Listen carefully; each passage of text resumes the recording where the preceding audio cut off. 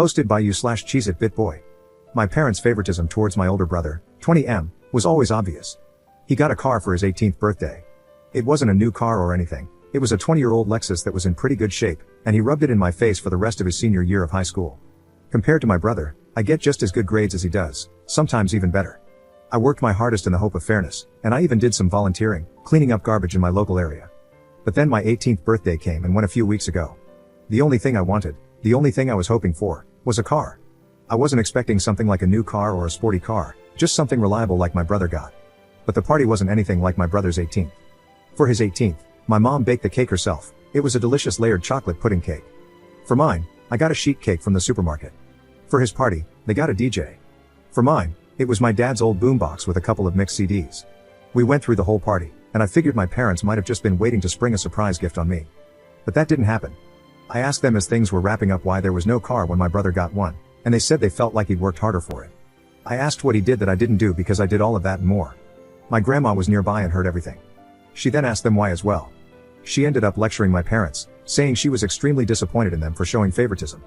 Then she proceeded to announce to everyone still there that my parents thought it was fine to get their firstborn son a car and a DJ, but not their second. She even pointed out how much harder my parents tried for my brother's 18th birthday than they had for mine. My uncle was the first to stand up and say something, followed by everyone else who hadn't left yet. I ended up just walking away and going to my room to sit and think. I got a few apology calls from relatives, and my grandparents convinced me to go out with them for the evening. But when I got back, my parents were pissed and told me I had shamed them in front of the whole family. I just walked past them because I didn't want to fight. The next few weeks went by with the silent treatment between us. Then, a few days ago, my parents suddenly surprised me with a white 98 Subaru Legacy that runs great. They practically threw the keys and the title in an envelope at me and said to have fun.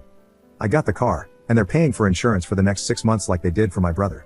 I know a car isn't really a right, but a privilege, so I feel like I've essentially blackmailed my parents into getting me one. Update 5 months later.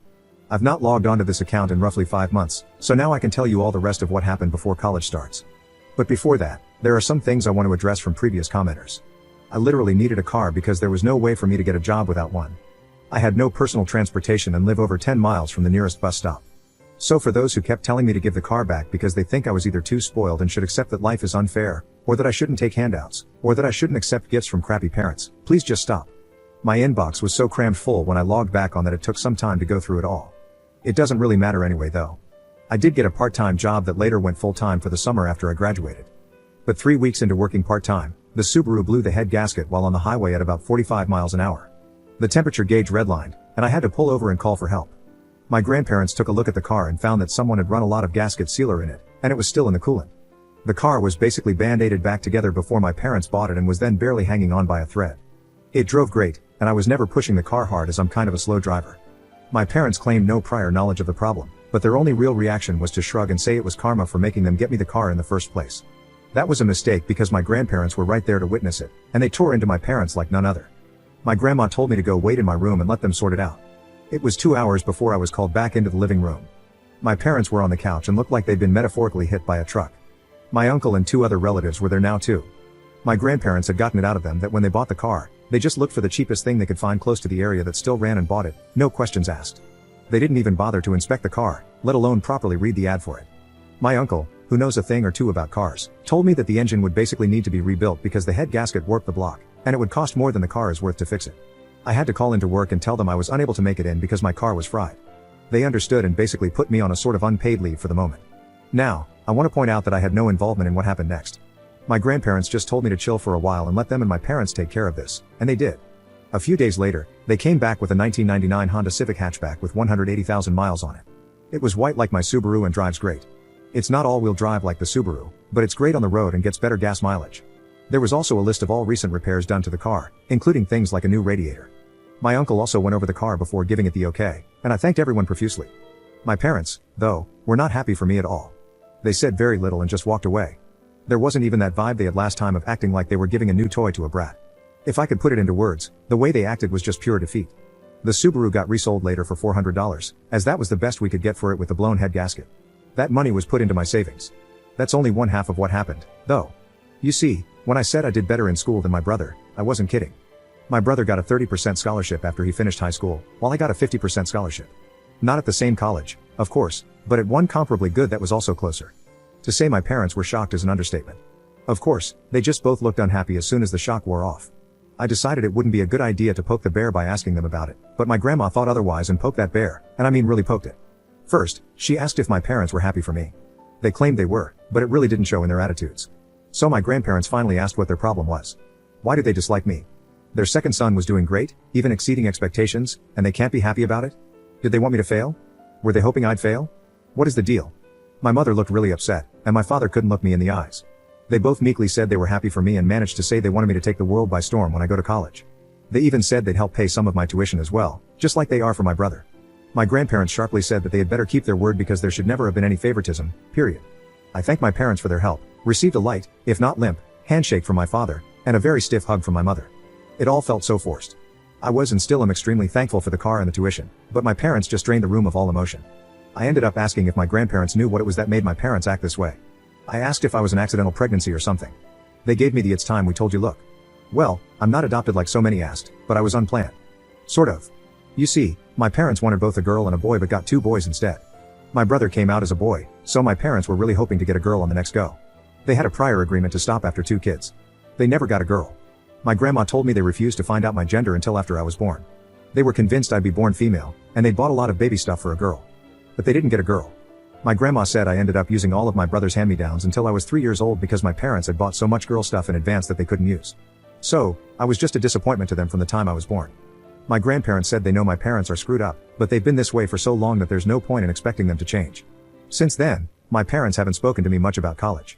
In fact, they ignore the subject as much as they can. Thanks to some of the warnings I got from people who messaged me, making me paranoid, I called the college I've been accepted to and made sure to tell them that if anyone calls or emails pretending to be me, or if my parents call trying to say I'm not coming, they should call me for a double or even triple check if anything like that happens. I mean, I kind of doubt my parents would do that sort of thing, especially after everything that's happened, but I felt like playing it safe was the better option. There was something that I really didn't expect to happen. My brother called me out of the blue to talk. He said our grandparents had called and told him everything. He apologized for what happened in his own way and said he hopes that once I'm on my own, I won't need to come back. He actually admitted to me that when he finishes college, he's going to stay in the state he's in because he likes it there. Our parents really want him to come back when he gets his degree, but it looks like that's not happening. I said I don't blame him, and I may do the same. The rest of the conversation was a bit awkward because we aren't really used to speaking to each other much anymore. My grandparents and the rest of the family held a surprise party for me over the weekend. They made it almost like a repeat of my brother's 18th birthday, with a DJ and a big chocolate cake my grandma made. I couldn't thank them all enough. My parents attended the party, but they were like wallflowers the entire time. They didn't say or do much, just stayed sitting at a far table in the corner and drank quietly. The look of defeat they had was even greater now. I think the party wasn't just to congratulate me, but also to rub it in my parents' faces that they should have done better. The rest of the family has made their disappointment in them clear. They seemed like they wanted to leave the party for a while. I can't say I blame them. They were being humiliated into staying where they were. My grandma said, "You're never too old to be taught a lesson in humility." As for my personal life, my part-time job went full-time after high school, and I've been working hard to build my savings before I leave for college. I made minimum wage, but a job is a job, and I want to leave it with my best effort put in before my 2 weeks notice is up. I doubt I'm going to be coming back here to make another update, so thanks for reading. Update 2 years later. I've been away for 2 years, and I kinda expected I'd be back to post one last time in 2024, because my brother went for a 4-year bachelor's degree, much like I currently am. For those who remember my previous posts, I'm the guy whose parents were verbally backhanded by the family for showing blatant favoritism toward my older brother, and I later found out from my grandma that the reason I was treated differently was because my parents had wanted their second child to be a girl. My grandma ended up admitting even more to me later, after I left for college. Before I was born, my parents were so convinced that I'd be a girl that they bought a bunch of girl stuff without even checking my gender through ultrasound. About a year ago, my grandma told me that my mother had tried to raise me as a girl for the first 6 months of my life. She was putting me in girls' clothes and calling me by a different name, and my father enabled it all. I know it's true because my grandma showed me old family photos of me with my brother when I was an infant, and I was wearing pink in all of them. There was even a visible name tag in some of the photos with the name my parents wanted for a girl. But once word got out, my parents stopped dressing me as a girl. My grandparents told my mother that trying to raise me as something I wasn't, without giving me a choice, was wrong. Though my family is rather old school, my grandparents are surprisingly open-minded people, and they put the hammer down on my parents, so the girl treatment stopped. But instead of getting new clothes, my parents gave me my brother's hand-me-downs for years until my grandparents noticed that too and did something about it. Finding out all of this made me realize that my grandparents kept my childhood from being far worse than it was, and they never told me until these past couple of years. I am incredibly thankful for them. My mother apparently struggled to call me by my real name for 2 years or so. Because my parents didn't get the girl they wanted, they refused to connect with me like they did with my brother, the boy they actually wanted. When my grandparents heard I wasn't getting anything new like my brother was, they threatened to petition for guardianship of me. They had evidence of the various things I described too. My parents couldn't stand for anything that could become a public scandal, so they stopped with the hand-me-downs and pretended to love me for a while. But as I got older, it degenerated into indifference, and maybe even into hate.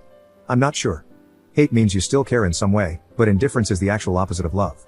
I just know my parents couldn't accept that their favorite son wasn't the best at everything compared to their unwanted son.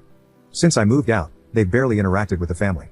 They threw themselves into work, partly because the rest of the family forced them to contribute to my college, like they did for my brother.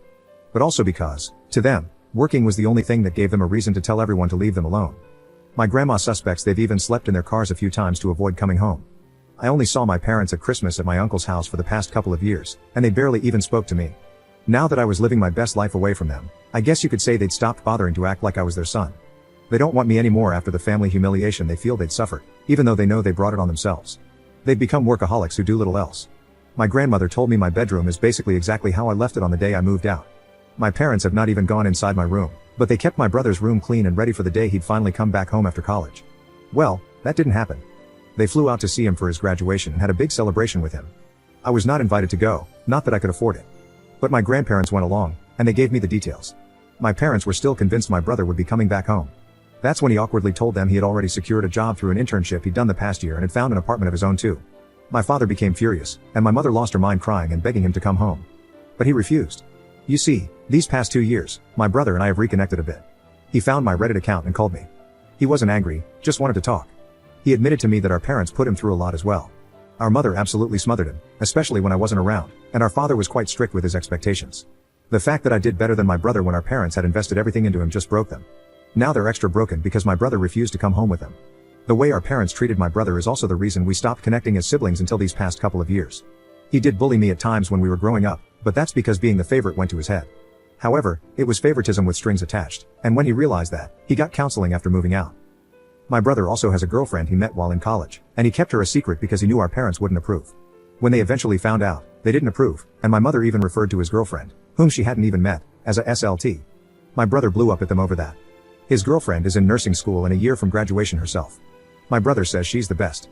I've never met her, but she sounds wonderful from how he's described her. My grandma told me my mother went so far as to hire a private investigator to find out who my brother's girlfriend was.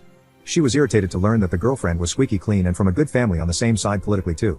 In her mind, the girlfriend was the reason my brother wasn't coming back, even though he made it clear he decided that before even meeting her. My father had become stoically silent about it, from what I heard. However, my mother let it slip to my brother that she'd hired a detective, and my brother gave our parents a piece of his mind. This led to a whole argument about how they gave him everything and how he was ungrateful for not coming back. But he called them out, saying that being the favored child is abuse too because they nearly made him like them. Hearing that broke my parents.